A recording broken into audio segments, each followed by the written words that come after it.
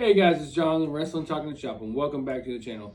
Going to today in pro wrestling history for May the 25th.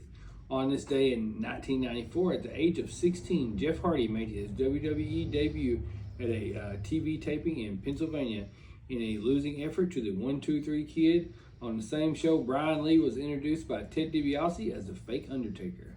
And on this day in 1999, at a taping for Raw is War, Jeff Jarrett defeated The Godfather to win the Intercontinental title in Illinois. On the same show, the Acolytes, the APA, Farouk and Bradshaw defeated X-Pac and Kane to win the WWF Tag Team Champions.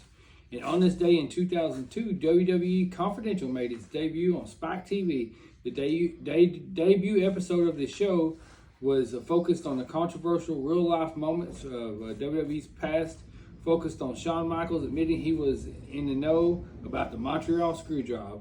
For the first time, WWE Velocity debuted on the same night as a B show for the SmackDown roster. And on this day in 2013, the short-lived World Wrestling All-Stars promotion taped their final event. It was titled The Reckoning and took place in New Zealand. The show would air on pay-per-view in the USA on June 8th. The main event saw Jeff Jarrett defeat Sting to unify the WWA and NWA World Heavyweight Champions. And on this day in 2009, WWE presented what should have been a standard episode of Monday Night Raw from the Staples Center in Los Angeles, California. What was remarkable about the show was it was supposed to take place at the Pepsi Center in Denver, Colorado, but the building ended up being double booked with Game 4 of the NBA Western Finals. And this is when Vince McMahon made like a WWE match between the two teams. He was pissed off. And it was also the final appearance on the show for Mr. Kennedy. And he injured Randy Orton or something, and after the show, he was fired, basically, and he went on to TNA, and I don't know what he's doing nowadays. But anyway, on this day in 2012, Chris Jericho was indefinitely suspended by WWE following an incident prior to the match with CM Punk in Brazil, where he desecrated the Brazilian flag in the middle of the ring. Unknowns to Jericho, this was an arrestable offense in the country. Ultimately, no charges were filed as Jericho apologized publicly and returned to television on June 25th. And on this day in 2019, AEW's Double or Nothing took place at the MGM Garden Arena in Las Vegas, Nevada. This was the first official pay-per-view under the AEW banner.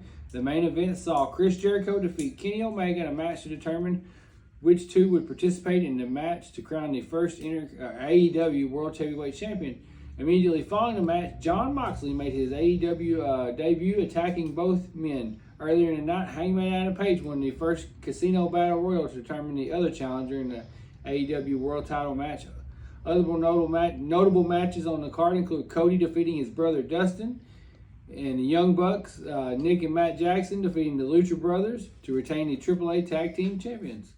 And on this day in 2019, former WWF World Tag Team Champion Renee Golette passed away at the age of 86. And on this day in 2020, WWE taped both Raw and SmackDown from the Performance Center in Orlando, Florida. On a Raw taping, Apollo Crews defeated Andrade to win the U.S. Championship. And notable birthdays is Bo Dallas and Roman Reigns. But anyway, that's going to wrap up today in wrestling history, guys. Thanks for watching. Like and subscribe. We'll see you tomorrow in Vegas. Yeah.